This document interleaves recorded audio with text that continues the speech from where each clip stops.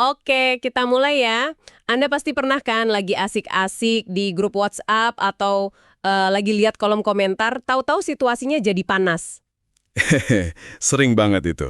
Satu komentar nyinyir terus dibalas, makin menjadi-jadi. Rasanya kayak mustahil gitu buat dihentikan. Nah, hari ini kita punya satu tulisan yang menarik banget dari Sabda Bina Umat GPIB.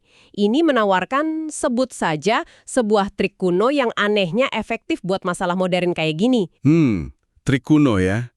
Menarik. Dan kuncinya itu ada pada sesuatu yang justru kita tidak lakukan. Nah, dan tulisan ini langsung buka kartu di awal dengan mengutip sebuah pepatah. Lebih mudah melihat kesalahan orang lain daripada kesalahan diri sendiri. Oh itu langsung kena. Kena banget kan? Karena memang begitulah kecenderungan kita. Mengkritik luar itu, wah gampang. Sumber ini tuh kayak ngajak kita melakukan yang lebih susah. Apa tuh? Lihat ke dalam. Ke kontribusi kita sendiri dalam memanaskan suasana. Nah, disinilah analogi intinya masuk. Dari kitab Amsal yang bunyinya, bila kayu habis, padamlah api. Bila pemfitnah tak ada, redalah pertengkaran. Analogi kayu dan api ini langsung bikin saya kepikiran perdebatan online. Apinya jelas ya, pertengkarannya. Tapi kayunya ini bisa macam-macam banget dong. Tepat sekali. Bukan cuma fitnah atau gosip, tapi mungkin sekedar nge-share berita provokatif tanpa verifikasi, itu kayu juga bukan? Betul, betul. Dan Anda menyentuh poin krusialnya. Api itu konflik. Kayu itu bahan bakarnya. Di era digital sekarang, kayu itu bentuknya jauh lebih beragam dan lebih gampang dilempar. Oh iya benar. Komentar sarkastis, meme yang nyindir, bahkan cuma sekedar ngasih like di komentar pedas, itu semua bisa jadi kayu kecil. Kayu kecil yang bikin api tetap nyala. Persis. Apa yang sumber ini tawarkan, itu sebenarnya adalah bentuk praktis dari deeskalasi atau memutus negatif feedback loop. Jadi kita nggak perlu nyiram apinya, cukup berhenti ngasih bahan bakar. Konsep berhenti ngasih bahan bakar ini, nyambung banget sama kecepatan media sosial. Satu kayu kecil bisa disambar ribuan orang dalam hitungan menit. Betul. Makanya sumber ini ngingetin pentingnya berpegang pada norma-norma dan etika berkomunikasi. Sesuatu yang kadang kita lupain saat jari lebih cepat dari pikiran. Saya jadi teringat obrolan di grup keluarga. Awalnya cuma ngomongin resep. Tapi ada satu komentar sarkastis soal masakan zaman sekarang. Itu jadi kayu pertama. Dalam 10 menit, semua orang udah debat soal pola asuh anak. Wah, jauh banget ya lompatnya. Apinya membesar dari hal sepele.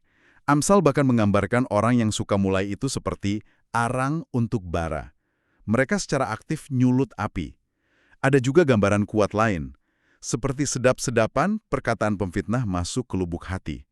Ini menjelaskan kenapa gosip itu bisa nikmat didengar. Tapi dampaknya merusak dan tahan lama. Tepat. Tunggu, ada satu metafora lagi yang menurut saya nusuk banget, yaitu pecahan periuk bersalutkan perak untuk menggambarkan bibir manis dengan hati jahat.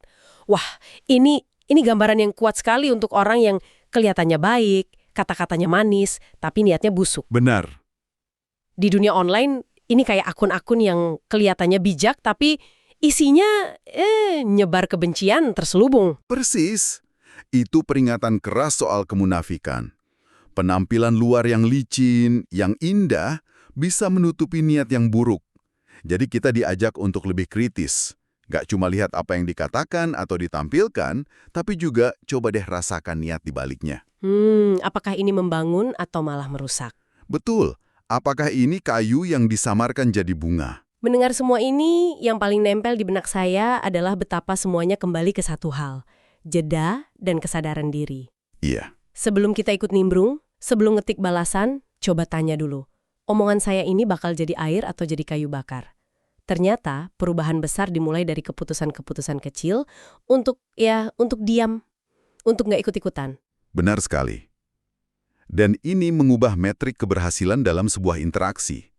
Udah bukan lagi soal siapa yang menang argumen. Atau siapa yang dapat likes paling banyak. Mah itu dia. Kesimpulan dari sumber ini adalah mematikan perbuatan buruk itu bukan soal jadi pahlawan super. Tapi soal serangkaian keputusan sadar untuk nggak ngasih energi ke hal-hal negatif. Ini tentang menciptakan kedamaian dengan mengendalikan satu-satunya hal yang bisa kita kendalikan. kontribusi kita sendiri. Tepat. Sebagai penutup, kami ingin meninggalkan satu pertanyaan untuk Anda.